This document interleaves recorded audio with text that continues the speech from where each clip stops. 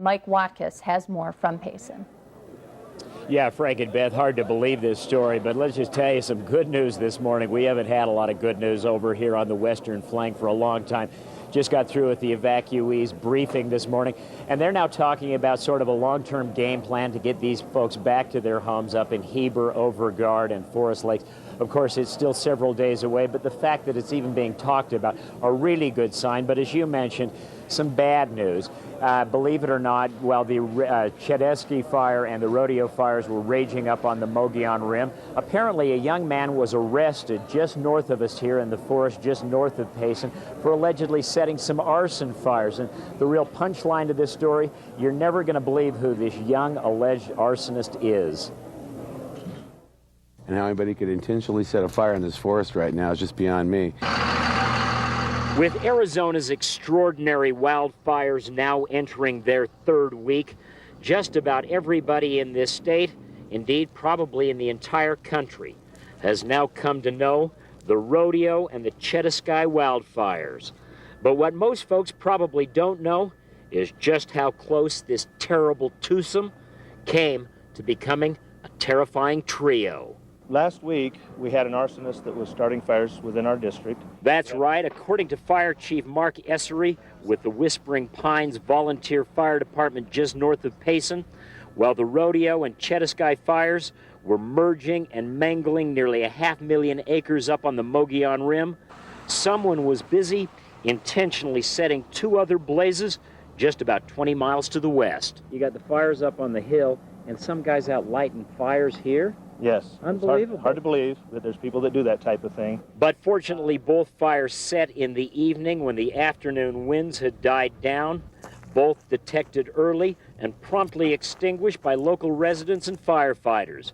And what makes this story even more shocking, the man now believed responsible for the two arson-caused fires, said to be a 21-year-old Boy Scout leader from the nearby Camp Geronimo Boy Scout Camp. There is an investigation continuing at this time, so I can't, give a lot of information on that. Right.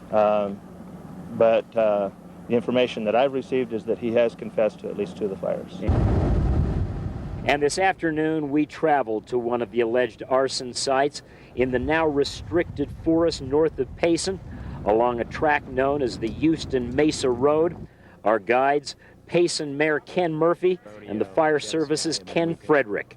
Men who say that if these two arson-caused fires had gotten out of hand, 7 more communities probably would have been destroyed, plus the nearby Boy Scout camp and a Girl Scout camp full of a couple of hundred young people.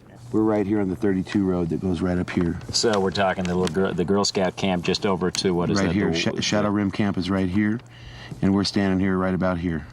So if either one of these fires would have got out of hand, not only could they have met up with the other ones, but we could have killed and injured a lot of people right here. Absolutely. Girl and boys. How do you feel about somebody like that?